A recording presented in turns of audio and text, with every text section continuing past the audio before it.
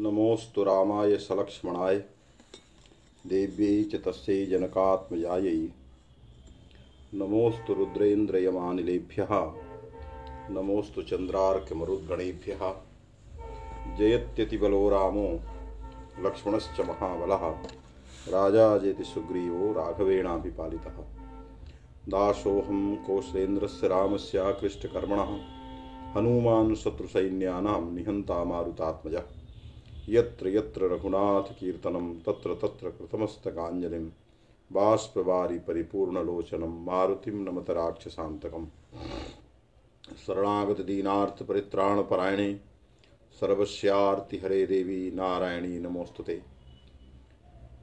जयंती मंगला काली भद्रकाली कपालिनी दुर्गा क्षमा शिवा धात्री स्वाहा स्वधा नमोस्तुते। ऐंकारी सृष्टिरूपायै ह्रींकारी प्रतिपालिका क्लींकारी कामरूपिण्यै बीजरूपे नमोस्तुते। अद्य संस्कृतशौर्यमिति अन्तर्जालपटले अहं वैयाकरणभूषणसारस्य धात्वर्थप्रकरणं व्याख्यातुम् अत्र उपस्थितोऽस्मि। विशेषतः सप्ताहस्य दिनत्रयं यावत् अयं पाठः अस्माभिः प्रचाल्यते। तत्र अस्य संस्कृतशौर्यस्य संयोजकाः सन्ति अस्माकं शिष्याः राजकुमारमहाभागाः। एवञ्च अस्मिन् संस्कृतशौर्यमिति पटले उपस्थिताः अस्माकं छात्राः विशेषतः शब्द सिद्धांत ज्ञातुम् इच्छावः महान्तस्तपस्विनः अन्ये विद्वांसः यत्र कुत्रापि निवासं कुर्वाणः अस्माकं शुभचिन्तकाः विद्वांसः सन्ति। ते सर्वेपि वैयाकरणभूषणसारग्रन्थं जानन्ति। अस्मिन् ग्रन्थे कीदृशः क्लेशः कीदृशं काठिन्यं वर्तते। अयं ग्रन्थः दर्शनस्य व्याकरणदर्शने कियन्तः सिद्धान्ताः सन्ति शाब्दिकानां तद्विषये अत्र ग्रन्थे महती चर्चा समागता अस्ति। अतः अस्यां चर्चायां येन केनापि रूपेण यथा कथञ्चित् भवन्तः सन्नद्धाः सम्बद्धाश्च सन्ति। अतः अत्र सम्बद्धानां सर्वेषां विदुषां संस्कृतप्रेमिणां संस्कृतानुरागिणां संस्कृतशास्त्रसंरक्षणतत्पराणां विपश्चितपश्चिमानां सर्वेषां विदुषाम् अहं हृदयेन स्वागतं व्याहरामि। ये छात्राः सन्ति पठितुमिच्छन्ति काश्याम् अध्ययनाय आगताः सन्ति येषां जीवनम् अध्ययने संकल्पितम् एवं भूतापि अन्ये छात्राः सन्ति तेषां विषये अहं सर्वथा जानामि। यतो हि बहूनि वर्षाणि मया अत्र अध्यापने यापितानि। कः छात्रः किं कर्तुं शक्नोति तेषां जीवनं कथं वर्तते अग्रे सः किं करिष्यति एतत् सर्वं स्वकीयानुभवेन अहं जानामि। अतः ये अस्माकं अत्यन्तं श्रद्धालवः विश्वासं कुर्वाणाः छात्राः सन्ति शोधकछात्राः शास्त्रीकक्षायाम् आचार्यकक्षायां च अधीयानाः सन्ति ये तेषां सर्वेषामपि छात्राणां स्वागतम् अहम् अत्र समूहे करोमि। एवञ्च प्रकृतम् अनुसरामि। उत्तरोत्तरम् आधिक्येन भवन्तः सर्वे संलग्नाः अत्र भवेयुः इति अहं बारम्बारम् अभ्यर्थये। वैयाकरणभूषणसारग्रन्थः गतदिने गतसप्ताहे मया किमप्यध्यापितमासीत्। मङ्गलाचरणविषये श्रीगमण लक्ष्मीरमणं नौमि गौरीरमणरूपिणम् इत्यतः आरभ्य नत्वा गणेशपादाब्जं गुरुनथ सरस्वतीम् इत्येतदन्तम् अनेक विधानि मंगलपद्यानि कौण्डभट्टेन विरचितानि तेषां सर्वेषां मंगलपद्यानां विवेचनं मया व्याख्यानं विहितं गत सप्ताहे। अत्र अस्मिन् सप्ताहे अध्यापनाय दिनत्रयं संकल्पितं। सोमवासरः, भौमवासरः, बुधवासरः। अतः दिनत्रयेपि भवन्तः सर्वे आगच्छेयुः। भवतां साहाय्येन, भवतां सततप्रयासेन इयं कक्षा अस्माभिः प्रचाल्यते। यदि भवन्तः अस्यां पाठशालायां न स्युः तदा किं वयं करिष्यामः। अतः भवतां साहाय्यम् अस्मिन् तपसि अत्यन्तम् आवश्यकम् अस्ति इति कृत्वा भवन्तः आधिक्येन अत्र आगच्छेयुः, येन यथा परं वैयाकरणभूषणसारग्रन्थस्य विवरणं व्याख्यानम् उत्तरोत्तरं रुचिकरं स्यात्। यतो हि कश्चित् विद्वान् अध्यापकः यदा श्रोतृवर्गान् पश्यति, श्रोत्रीन् पश्यति, योग्यान् श्रोत्रीन् पश्यति, तदैव सः विद्वान् यथा परं किंचित् वक्तुं प्रयतते। यदि समक्षं तादृशाः छात्राः, अध्यापकाः, तपस्विनः, सदाचारिणः न सन्ति तदा कं दृष्ट्वा सः वदिष्यति, वक्तुं शक्नोति वा। अतः भवतां साहाय्यम् अत्यन्तम् अपेक्षितं वर्तते इति कृत्वा भवन्तः सर्वे अत्र सन्नद्धाः सन्ति। अतः अहम् अस्मिन् सप्ताहे पुनः धात्वर्थप्रकरणं व्याख्यातुमत्र उपस्थितोऽस्मि। धात्वर्थप्रकरणे किमर्थम् आदौ एव कौण्डभट्टेन इदं प्रकरणं संकल्पितम्।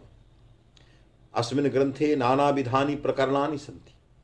सर्वप्रथमं धात्वर्थप्रकरणं, लकारार्थप्रकरणं, ततः सुबर्थप्रकरणं, ततः नामार्थप्रकरणं, ततः समासशक्तिविमर्शप्रकरणम्, एवञ्च तत्र निपातार्थप्रकरणं, नयर्थप्रकरणं, शक्तिनिरूपणप्रकरणम्, अन्ते च स्फोटप्रकरणम्, एवं रीत्या नानाविधानि प्रकरणानि अत्र ग्रन्थे ग्रन्थकारेण संकल्पितानि सन्ति।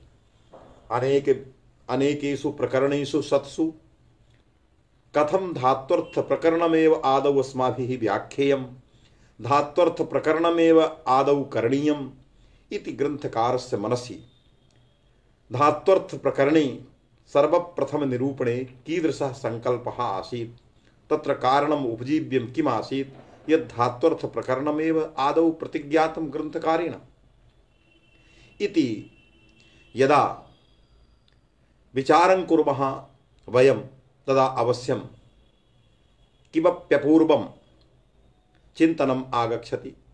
तच्च चिन्तनं सर्वथा परम्परा पोषकं वर्तते। तत्र भवन्तः सर्वे जानन्त्येव व्याकरणस्य सर्वतोभावेन प्रधानीभूतः मुख्यः सिद्धान्तः कः वर्तते, यस्य सिद्धान्तस्य पोषणाय एतानि सर्वाणि प्रकरणानि सन्ति। यः सिद्धान्तः मुख्यः भवति, यः सिद्धान्तः सार्वजनीनः भवति, यः सिद्धान्तः पूर्वपक्षरहितः भवति, सार्वभौमः भवति, तस्य सिद्धान्तस्य निरूपणम् अन्ते प्रायः ग्रन्थकारः करोति।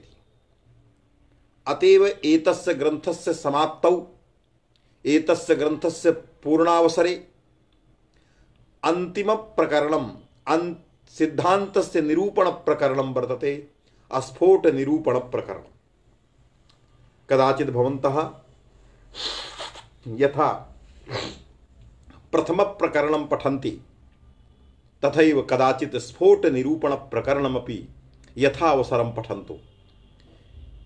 अन्तिमं यत् निरूपणं वर्तते ग्रन्थकारस्य तत् अतीव गंभीरं तावत् निरूपणं वर्तते, गभीरं निरूपणं तत्र वर्तते। नूतन शैल्या नूतन तथ्यानाम् अन्वेषणं ग्रन्थकारेण तत्र विहितं। कथं जातिस्फोटः, कथं व्यक्तिस्फोटः, कियन्तस्फोटाः, तत्रापि वर्णस्फोटः कः, पारिभाषिकः प्रसिद्धो वा, तत्र वर्णस्फोटेपि वाचकता स्थानिनी आदेशे वा, तत्रापि वर्णस्फोटेन कः अभिप्रेतः, जातिस्फोटेन तावत् जातिः कीदृशा अभिमता वर्तते, एतस्मिन् विषये तत्र भूयसी चर्चा ग्रन्थकारेण कृता। तेषु सर्वेषु अष्टविधस्फोटेषु सत्सु वाक्यस्फोटः तावत् सिद्धान्ततया तैः निर्णीतः। अतएव वाक्यस्फोटोति निष्कर्षे तिष्ठतीति मतस्थितिः इति कौण्डभट्टेन भर्तृहरिकारिकां गृहीत्वा वाक्यस्फोटस्य मुख्यत्वं वाक्यस्फोटेव मुख्यः लोके सर्वथा निराकांक्ष अर्थ प्रतिपत्ति करत्वात् प्रतिपत्ति जनकत्वात्, यतो हि वाक्यस्फोटः एव निराकांक्ष अर्थ प्रतिपादकः लोकव्यवहारे।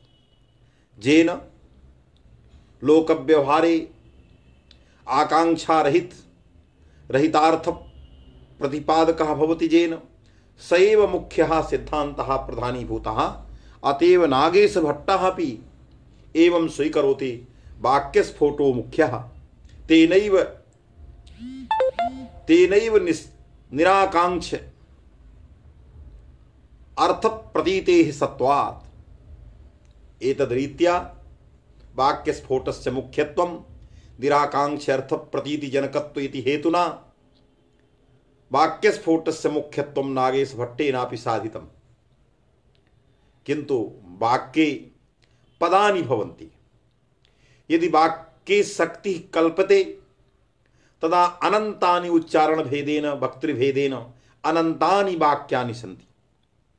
तर्हि युगपते कालावच्छेदेन अनन्तेषु वाक्येषु शक्तिकल्पना सर्वथा असंभवी, नाना शक्तिकल्पनं स्यात्। अतः कश्चन क्रमः तत्र व्याकरणे आश्रितो वर्तते। स च क्रमः वाक्यस्फोटे पदस्फोटः तत्र कल्पितः। अतएव वाक्ये पदानि प्रविभज्य एतादृशं तात्विकं निरूपणं नागेशभट्टः करोति। तत्र अनन्तानि वाक्यानि शक्तिकल्प सन्ति, तेषु सर्वेष्वपि वाक्येषु शक्तिकल्पनम् अत्यन्तं दुरूहं वर्तते। अतएव वाक्ये पदानि कल्पना वर्तते, किन्तु बहूनि पदान्यपि सन्ति। तस्य अन्वाख्यानं सर्वेषां पदानाम् अन्वाख्यानं सर्वथा अत्यन्तं दुष्करं। न हि युगपत् एक कालावच्छेदेन पदस्य अन्वाख्यानं यौगपद्येन केनापि कर्तुं शक्यम्। अतः अवश्यं पदेपि तत्र प्रकृति प्रत्यय विभाग कल्पनापि शाब्दिकैः क्रियते। यदि पदे प्रकृति प्रत्यय विभाग कल्पना क्रियते तर्हि प्रकृतिः अपि अर्थं जनयति, प्रत्ययोपि अर्थं जनयति। तर्हि यदि प्रकृतिः अर्थं जनयति तदा प्रकृतिस्फोटः, प्रत्ययः यदि अर्थम् उत्पादयति तदा प्रत्ययस्फोटः। अतएव प्रकृति प्रत्ययं पदे प्रकृति प्रत्ययं च गृहीत्वा वर्णस्फोटः सर्वैः शाब्दिकैः अंगीक्रियते। वर्णस्फोटः पारिभाषिकः, स च प्रकृतिस्फोटः प्रत्ययस्फोटेन व्यपदिश्यते। यदि प्रकृतिस्फोटः प्रत्ययस्फोटः वर्णस्फोटः इति उच्यते तदा नानाविधाः प्रकृतयः सन्ति। नानाविधाः अनेक विधाः अनन्ताः प्रकृतयः शब्दशास्त्रे सन्ति। अनन्तासु प्रकृतिषु कस्याः प्रकृतेः प्राधान्यं कस्याः प्रकृतेः अप्राधान्यम् इति निरूपण प्रसंगे तत्र उणादयो बहुलम इति सूत्रे भगवान भाष्यकारः कथयति सर्वं नाम धातुजमा नैरुक्तेपि निरुक्तकारैः सर्वेषु नाम शब्देषु सर्वेषु प्रातिपदिकेषु धातुजन्यत्वम् उररीकृतं निरुक्तकारेणापि। अतः न केवलं भाष्यकारः धातोः प्राधान्यं प्रकृतिषु अंगीकरोति, न वा केवलं निरुक्तकारः प्रकृतिषु धातोः प्राधान्यम् अंगीकरोति, अपितु शाकटायनोऽप्याः महान् वैयाकरणः महान् शाब्दिकः पाणिनेः पूर्ववर्ती अयमाचार्यः शाकटायनः शाब्दिकः सोपि प्रतिपादयति प्रकृतिषु धातोः प्राधान्यम्। अतः अनेके आचार्याः बभूवुः यत् अनेकासु प्रकृतिषु सतीषु धातोः प्राधान्यं सर्वैः अंगीक्रियते अभ्युपगम्यते। यदि धातोः प्राधान्यं सर्वैः अवगम्यते अंगीक्रियते तदा तत्सर्वम् अभिलक्ष्य धातोः प्रकृतिषु प्राधान्यं मनसि कृत्य कौण्डभट्टोऽप्याः आदौ वैयाकरणभूषणसार ग्रंथे धात्वर्थ निर्णयः इति कृत्वा आदौ धात्वर्थः तैः निरूपितः। अतएव सर्वेषु प्रकरणेषु इदं प्रकरणं मूलभूतं वर्तते। अतः मूलभूतस्य प्रधानीभूतस्य प्रकरणस्य धात्वर्थ निरूपणस्य च आदौ तैः संग्रहणं कृतम्। अतएव सर्वप्रथमं धात्वर्थ निर्णयः इति तैः स्वीक्रियते। तत्र प्रतिज्ञातमाः सर्वप्रथमं कौण्डभट्टः विषय वस्तु प्रतिपादनावसरे यदा प्रतिपाद्यं विषयम् इदानीं निर्दिशति कौण्डभट्टः तदा स्वयमेव सः कथयति प्रतिज्ञातमाः। अवश्यं सर्वस्यापि लेखकस्य सर्वस्यापि विदुषः किमपि प्रतिज्ञातं भवति। कश्चित् लेखकः प्रतिज्ञातमन्तरा कमपि ग्रन्थविशेषं लिखति तदा सः ग्रन्थः समीचीनो न भवति।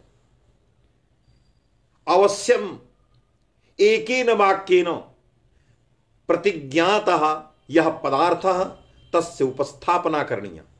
यथा अहं ब्रवीमि उदाहरणत्वेन दृष्टान्ततया। यथा प्रौढमनोरमा ग्रन्थस्य यद् मङ्गलाचरणं वर्तते तस्मिन् मङ्गलपदव्याख्यावसरे निरूपणावसरे सर्वप्रथमं भट्टोजीदीक्षितः स्मारं स्मारं गुरोर्गिरः इति गुरोः इति एकवचनं निर्दिशति। तर्हि तस्य दीक्षितस्य अभिप्रायः कः? यदा विचारः क्रियते तदा अवश्यम् इदमागच्छति दीक्षितस्य अयमेव अभिप्रायः यद् गुरुवचनं खण्डयितुमिच्छति अतएव तेन एकवचनं प्रयुक्तम् इति तेषां मनसि एतादृशी धारणा आसीत्। यदि दीक्षितस्य हृदये श्रीकृष्णपण्डितस्य यत् तत्त्वं तत्खण्डनं प्रतिज्ञातं न स्यात् दीक्षितस्य तदा अग्रे यत्तु यत्तु यत्तु शब्देन यत् किमपि खण्डितं तत् संगतं न स्यात्। अतः अग्रिम ग्रंथ विवेचनात् दीक्षित शैल्या च अस्माभिः अवश्यम अवगम्यते यद् एक वचन प्रयोगः गुरोः अनादरत्वं सूचयितुं नैव सादरत्वं सूचयितुं अन्यथा तेषां खण्डनं सर्वथा निरर्थकं स्यात्। किंच तस्यैव पद्यस्य व्याख्याकारः हरिदीक्षितः शब्दरत्नकारः सः कथयति एकवचनेन सर्व एकस्मात् गुरोः सर्वविद्यालाभः इति सूचितम्। अन्यथैव व्याख्यानं करोति शब्दरत्नकारः, किन्तु यथा व्याख्यानं करोति तथा आचरति। यदा समग्रं शब्दरत्नं वयं पठामः तदा बारंबारम् एवम् आगच्छति। दीक्षितेन यदुक्तं तत् न समीचीनं प्राचीनैः दीक्षित पूर्ववर्तिभिः आचार्यैः यत्किमपि प्रतिपादितं प्रातिपदिकार्थः सत्ता तच्च उपलक्षणं यत्किमपि प्रतिपादितं तत्सर्वं समीचीनम्।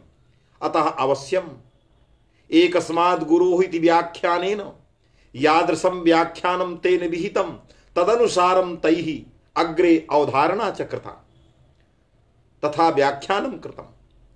तर्हि अनया शैल्या आगच्छति यत् प्रतिपाद्यं वर्तते तस्य प्रतिपाद्यस्य चर्चा अत्यन्तं सूक्ष्म दृष्ट्या सूक्ष्मेक्षिकया आदौ एव तावद् उपस्थाप्यं वर्तते यत् प्रतिज्ञातं।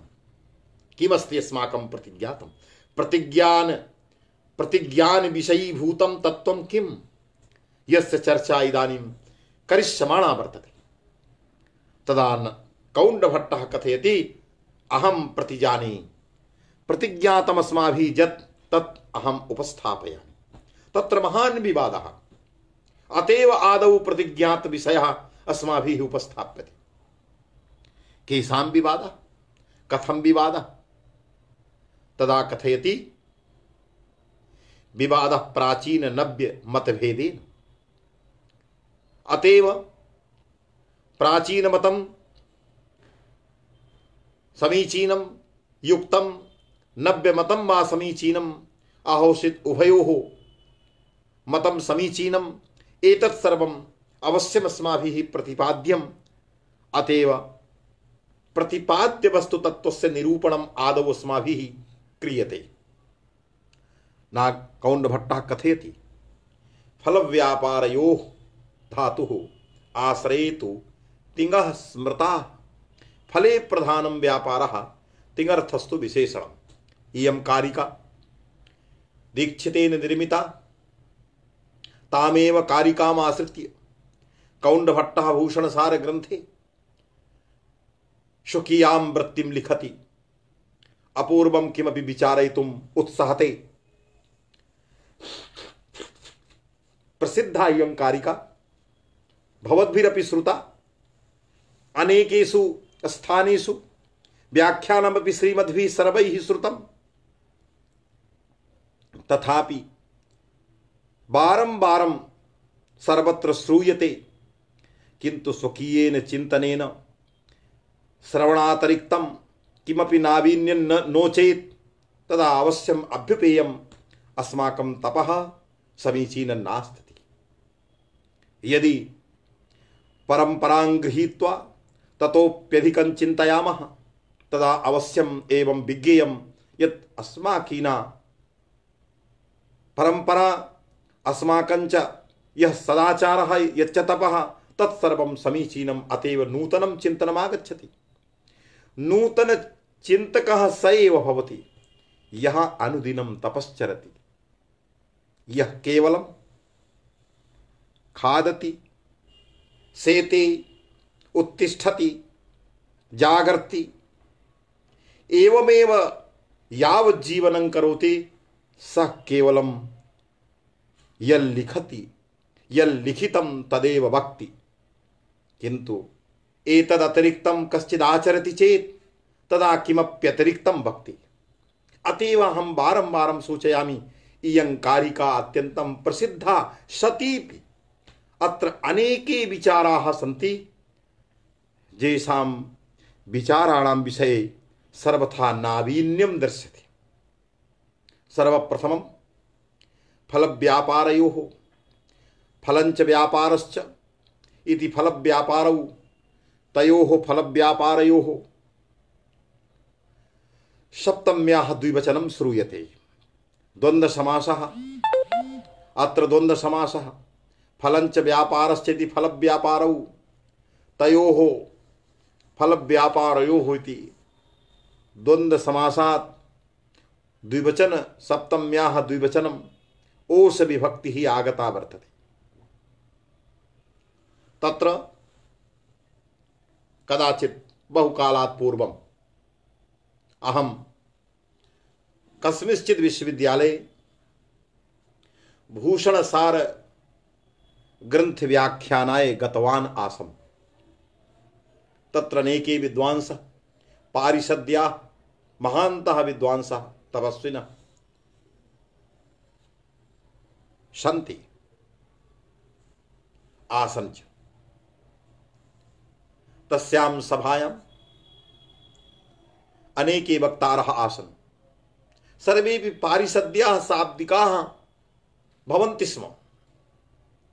किन्तु यदा अस्माकं मदीयः क्रमः आगतः धात्वर्थ निरूपणाय तदा फलव्यापारयोः यदा मया द्वन्द्वसमासः कृतः फलञ्च व्यापारश्च फलव्यापारौ तयोः फलव्यापारयोः सप्तमी विभक्तिः सप्तम्याः द्विवचनं यदा मया उक्तं तस्मिन्नेव काले एके विद्वांसः उत्थाय उक्तवन्तः।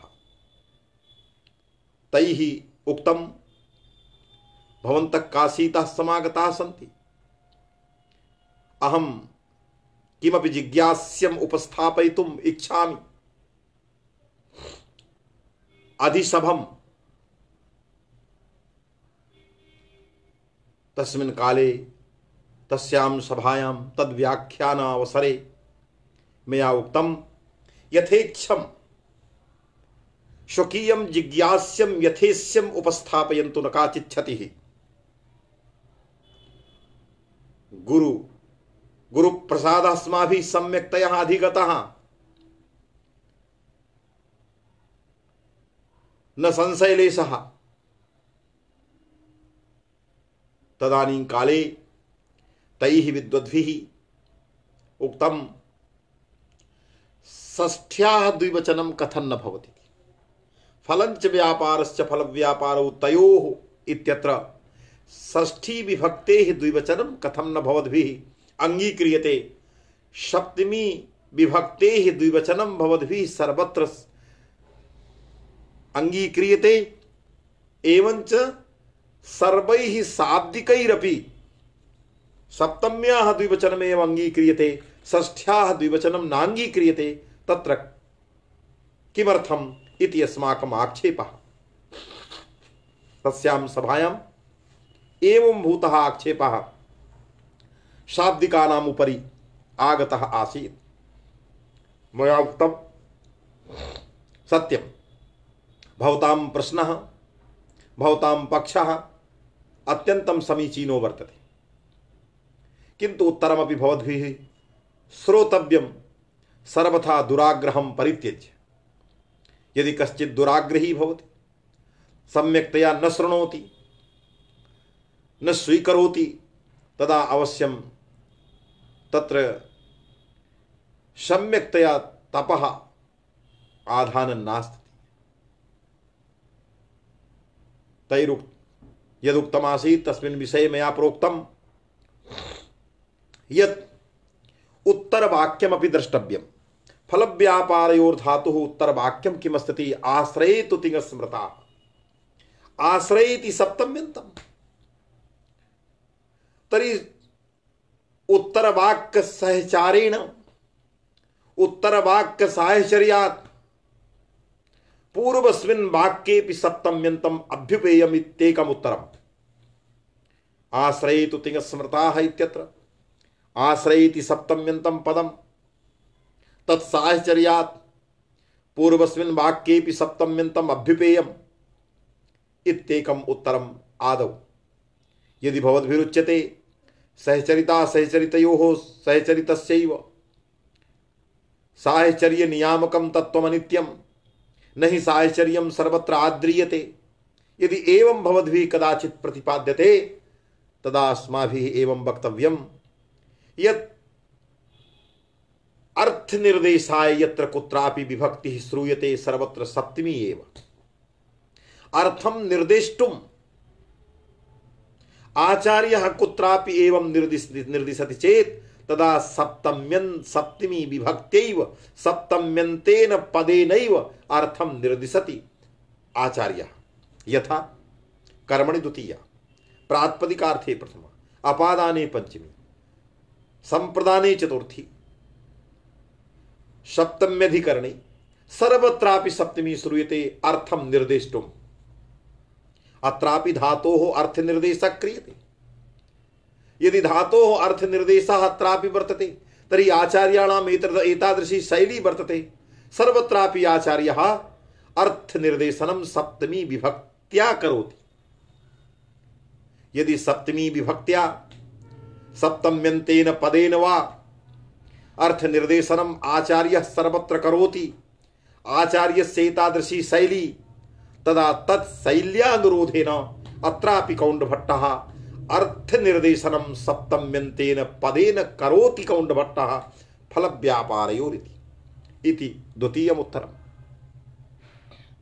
किंच यदि भवद्भिः आग्रह क्रियते न हि षष्ठी विभक्तिरेव स्वीकर्तव्यात्र तदा अहं ब्रवीमि सप्तमी विभक्तिरपि प्राप्ता षष्ठी विभक्तिरपि प्राप्ता। षष्ठी विभक्ति क्रियाकारक भावेतर संबंध प्रतिपादकत्वेन उपपद विभक्ति, सप्तमी विभक्ति अधिकरण रूप कारक प्रतिपादकत्वेन कारक विभक्ति। तत्र सप्तमी विभक्तिरपि प्राप्ता षष्ठी विभक्तिरपि प्राप्ता। अनयोः उभयोः विभक्तयोः प्राप्तयोः शतोः सप्तमी विभक्ति कारक विभक्ति, षष्ठी च विभक्ति उपपद विभक्ति। उपपद विभक्तेः कारक विभक्तिर्बलीयसी, अतः का विभक्तिरागमिष्यति।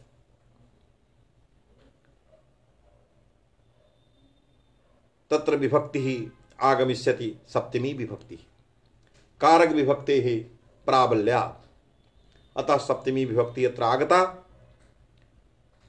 तथा च सिद्धं फलव्यापारयोः। किन्तु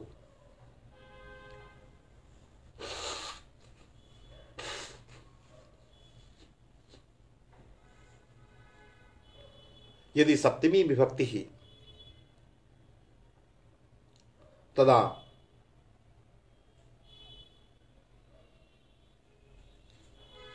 सप्तम्यर्थः कः?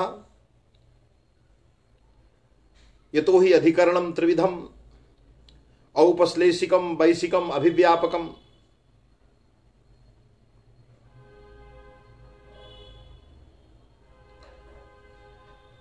तत्र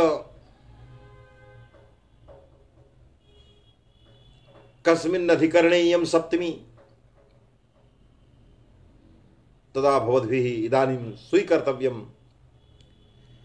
यद् वैषयिकी इयं सप्तमी वर्तते। यथा मोक्षेच्छा स्थिति इयं विभक्तिः वैषयिकी, तदवदेव अत्रापि सप्तमी वैषयिकी वर्तते। यदि वैषयिकी सप्तमी तदा विषयत्वं सप्तम्यर्थः, विषयता च वाचकत्व रूपा। वाचकत्व रूपं विषयत्वं सप्तम्यर्थतया अस्माभिः अंगीक्रियते। तर्हि फलव्यापारयोः इत्यत्र फलव्यापारानन्तरं या सप्तमी विभक्तिः तस्याः सप्तम्याः अर्थः वाचकत्व रूपं विषयत्वं। तादृशे विषयत्व स्वरूपे वाचकत्वे फल व्यापारयोः प्रकृत्यर्थस्य प्रत्यार्थे निरूपितत्व संबंधेन अन्वयः। निरूपितत्वेन अन्वयः तर्हि फल व्यापारित्युभय निरूपित यद वाचकत्वं विभक्त्यर्थः सप्तम्यर्थः तस्य वाचकत्वस्य स्वरूप संबंधेन धातौ अन्वयः। फल व्यापारयोः धातुः स्मृतः स्मरण क्रिया निरूपितम अधिकरणत्वमपि विज्ञेयं वैषयिकम्। यथा मोक्षे इच्छा स्थिति तथैव फल व्यापारयोः धातुः वर्तते। अस्तिति स्मृतः इति। तर्हि वाचकत्वस्य विभक्त्यर्थस्य स्वरूप संबंधेन धातौ अन्वयः। तस्मात् वाक्यार्थः इदानीं संपन्नः।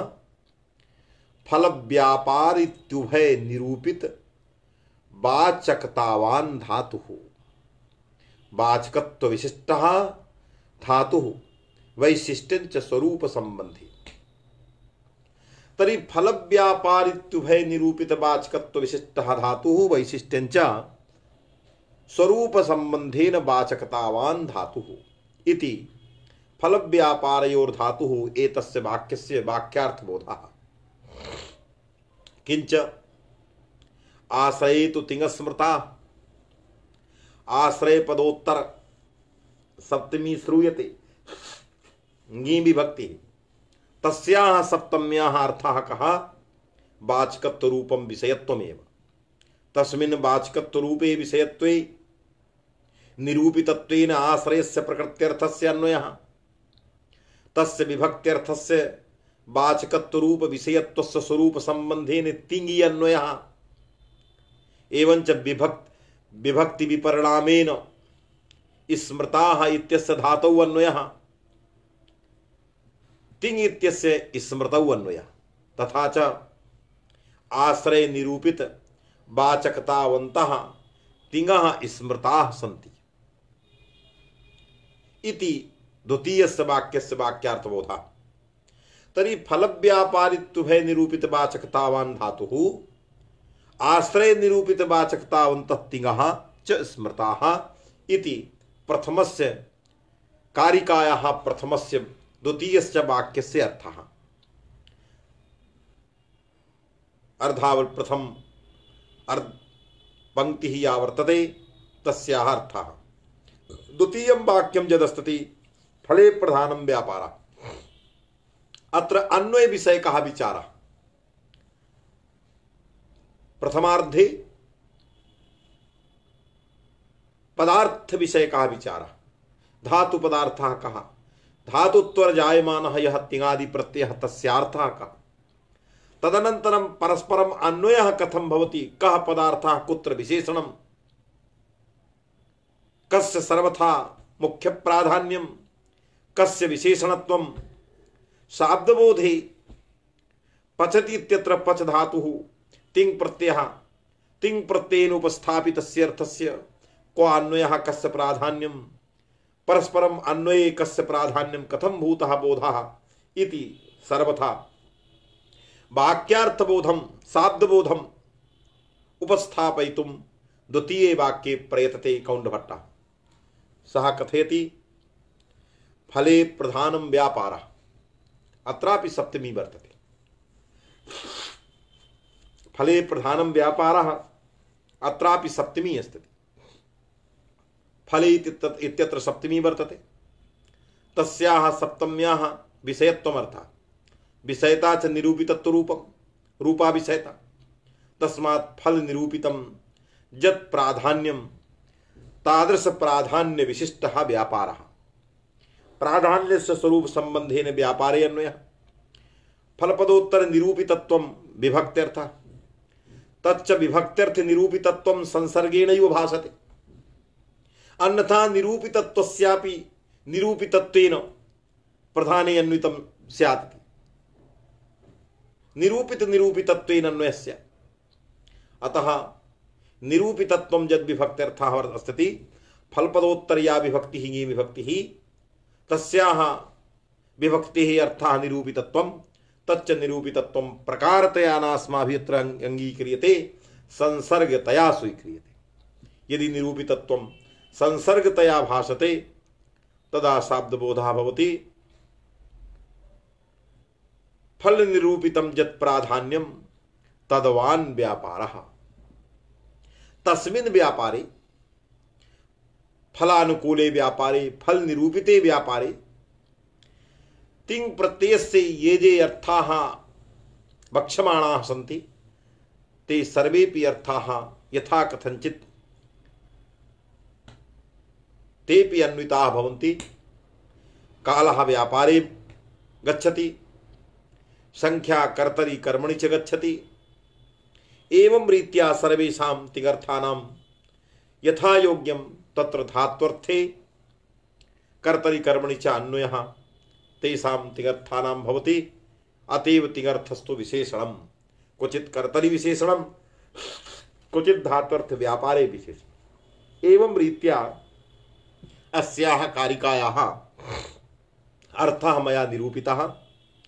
फलव्यापारयोर्धातुः आश्रये तु तिङस्मृतः स्मृताः फले प्रधानं व्यापारः तिङर्थस्तु विशेषणम्।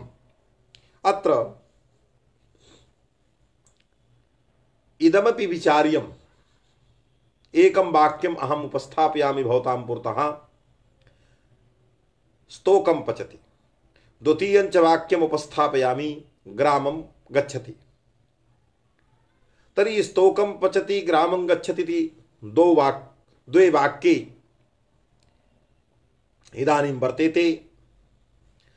प्रथमं च यद् वाक्यं स्तोकं पचति तस्य स्तोकादि कर्मणः अन्वयः विक्लित्तौ अभेद संबंधेन स्तोक रूपाया विक्लित्तिः तदनुकूल व्यापारः स च वर्तमानकालिकः। तर्हि स्तोकादि पदार्थानां कर्मत्वेन अभिप्रेतानां पदार्थानां अन्वयः अभेद संसर्गेण विक्लित्तौ भवति। यदि विक्लित्तौ भवति तदा सा च विक्लित्तिः पदार्थैकदेशः पदार्थो वा। यदि विक्लित्तिः स्तोकं पचति तत्र पच धातु उपस्थाप्या विक्लित्तिः सः पदार्थैकदेशत्वेन अभिप्रेता तदा तस्यां विक्लित्तौ स्तोकादि पदार्थानां कर्मत्वेन अभिप्रेतानां अन्वयः न स्यात्। पदार्थ पदार्थेन अन्वयति न तु पदार्थैकदेशेन। अभेदेन अन्वयः न स्यात्। एकं वाक्यम् अत्र वर्तते। द्वितीयं च ग्रामं गच्छति। गमधात्वर्थः संयोगोत्तरदेश संयोगानुकूल व्यापारः। तत्र उत्तरदेश संयोगः फलम्। तस्मिन् संयोगे ग्रामादि कर्मत्वेन अभिप्रेतानां पदार्थानां भेद संबंधेन समवायेन संयोगे अन्वयः स च संयोगः पदार्थ पदार्थैकदेशो वा। यदि पदार्थैकदेशः तदा पदार्थ पदार्थेन अन्वयति न तु पदार्थैकदेशेन इति न्याय विरुद्ध स्यात्।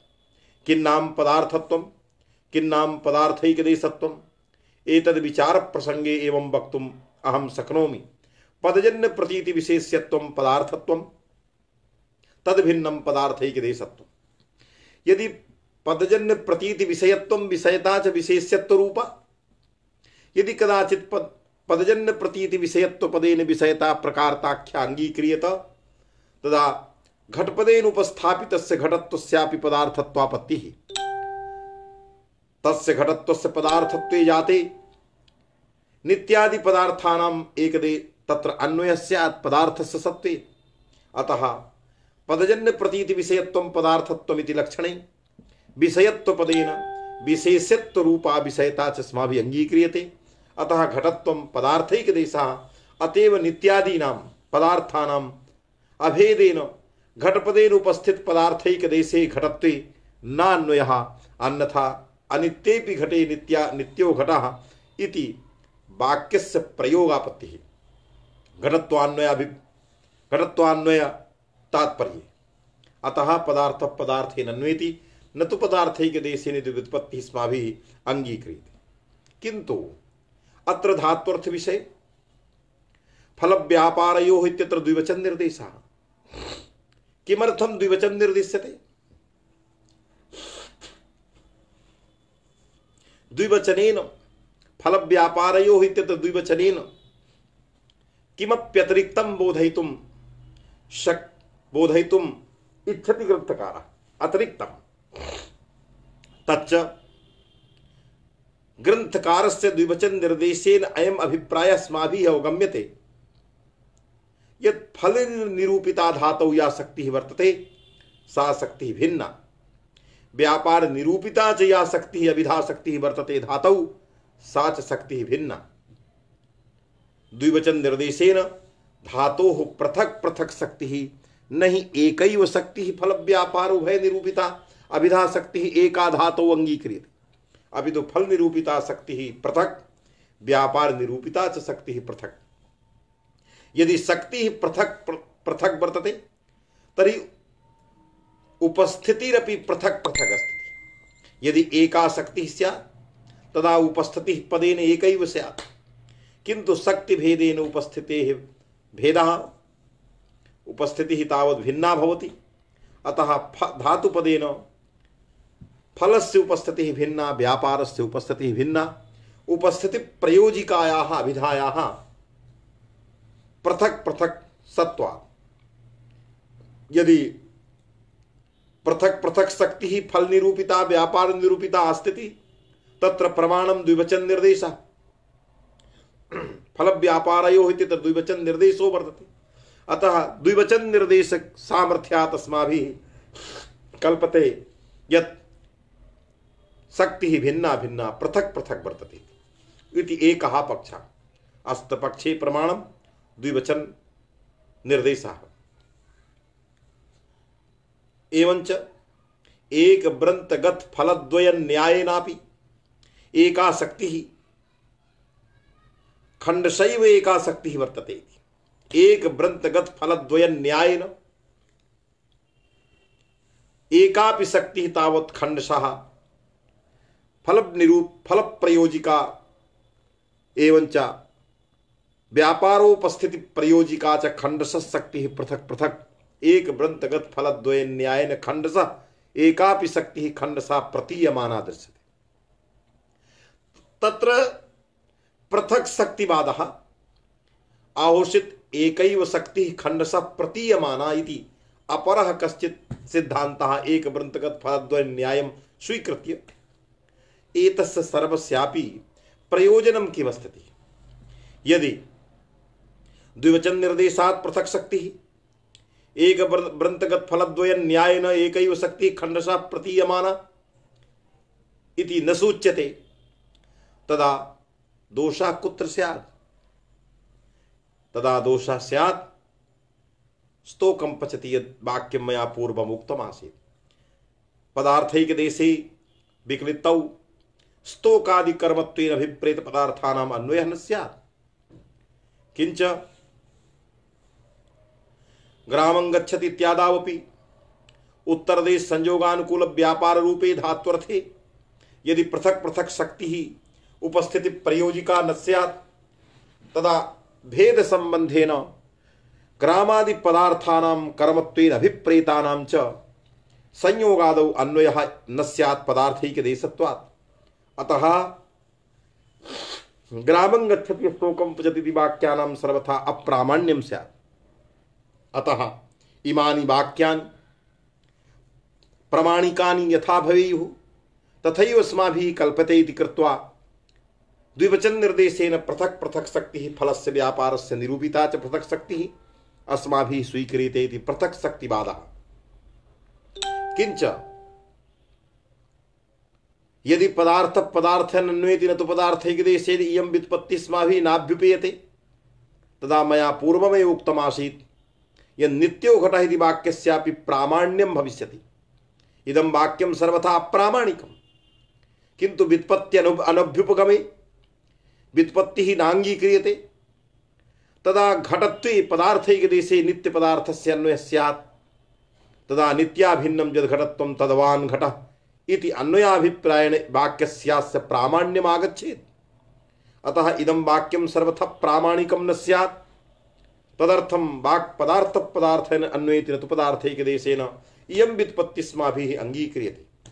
सत्यां व्युत्पत्तौ खंडशः शक्ति अस्वीकारे पृथक शक्ति अनभिप्रेते तत्र स्तोकं पचति ग्रामं गच्छति इत्यादि वाक्यानां प्रामाण्यस्य अनापत्तिः स्यात् तदर्थं पृथक शक्तिवादस्माभिः अंगीक्रियते। इदं तावत् सर्वं मया अत्र प्रपञ्चितम्। अद्य एतावदेव उक्त्वा अहं विरमामि। कथम् इदानीं स्वास्थ्यं सर्दी जुखामिति माध्यमेन अत्यन्तं तावत् कष्टप्रदं वर्तते। अतएव अध्यापनीयम् इति कृत्वा अध्यापनमस्माकं तपः संकल्पश्च अस्माभिः गृहीतः यावत् जीवनं पारंपरिकशास्त्राणां संरक्षणे जीवनं समर्पयिष्यामीति कृत्वा तत्कार्यं मया सम्पाद्यते। काश्यां भगवतः विश्वनाथस्य प्रसादेन अत्र वासः न केवलं वासेन सर्वं भवति अपितु अत्र अध्ययनाध्यापनम् अस्माभिः करणीयम्। अतएव एतादृशं कर्म अस्माभिः अनुष्ठीयते। तत्र एतादृशं कर्म श्रुत्वा अहम् अनुदिनं पाठयामि प्रातः आरभ्य सायं यावत् इति श्रुत्वा अनेके शत्रवः भवन्ति मज्जीवने। यतोहि केचन न सहन्ते, यतोहि न ते पाठयन्ति न पाठयितुम् इच्छन्ति न वा अन्यः कश्चित् पाठयेत् इत्यपि इच्छन्ति। तथापि भगवतः विश्वनाथस्य महती कृपा मयि वर्तते। तदनुसारं कार्यं मया सम्पाद्यते। भवन्तः सर्वेपि समीचीनाः भवेयुः। भवतामपि स्वास्थ्यं सर्वथा कल्याणप्रदं स्यात्, शुभदं कल्याणदं च स्यात्। तदर्थमहं भगवन्तम् अनुदिनं कामये। भगवतीं पराम्बां च अहं प्रार्थयामि यद् उत्तरोत्तरं भवतां स्थितिः अस्मिन् अन्तर्जाले स्यात् इत्युक्त्वा सर्वेभ्यः अत्र सन्नद्धेभ्यः अस्माकं छात्रविशेषेभ्यः आशीर्वचनांसि अस्माभिः प्रदीयन्ते। ये विद्वांसः सन्नद्धाः सन्ति तेषां सर्वेषां कृते साधुवादाः वितीर्यन्ते इत्येव उक्त्वा अहमत्र विरमामि। धन्यवादाः।